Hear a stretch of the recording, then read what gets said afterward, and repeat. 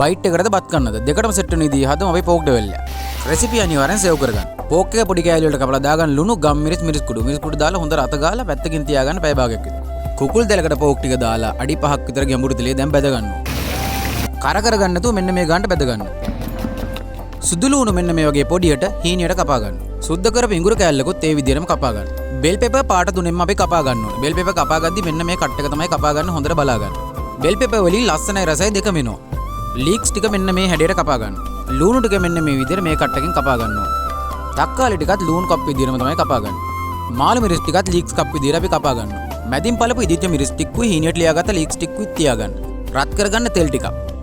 ඉඟුරු සුදු ලුණු දාලා හොඳට පාටනකම් උයා ගන්න. ඉදිච්ච මිරිස් කෑලි මිරිස් දාලා ඒ ටිකත් ටික වෙලාවක් හැඳිගා ගන්න. දාගන්න සෝයි සෝස්, ඔයිස්ටර් සෝස්, ටොමැටෝ කෙචප් නැත්නම් මාගරේලා දාගටි තක්කාලි සෝස්. සීනි, ලුණු, විනාකිරි. කපාගත්ත ලුණු ටිකක් දාලා හොඳට මික්ස් කරගන්න දැන්. පොඩියට ලියාගත්ත ලීක්ස් ටික, පෝක් ටික, මාළු මිරිස් ටික දාලා හොඳට හැඳිගාලා මික්ස් කරගන්න ඕනද. දාගන්න බෙල් පෙපර් පාට තුනෙන්. කපාගත්ත ලීක්ස් ටික, තක්කාලි ටික දාලා මේ ටික හොඳට හැඳිගාලා මික්ස් කරගන්න ඕනද. මේ සෝස් එක මස් වලට එළවලු වලට හොඳට ගෑවෙනකම් කෝට් වෙනකම් ලිපේ තියාගන්න.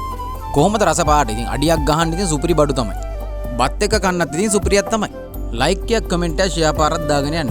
අනිවාර්යෙන් ෆලෝ පාරක් දාලා තියාගන්න. ඉස්සරහටත් මේ වගේ සුපිරි රෙසිපි ටිකක් ඔයාලට අරගෙන එනවා.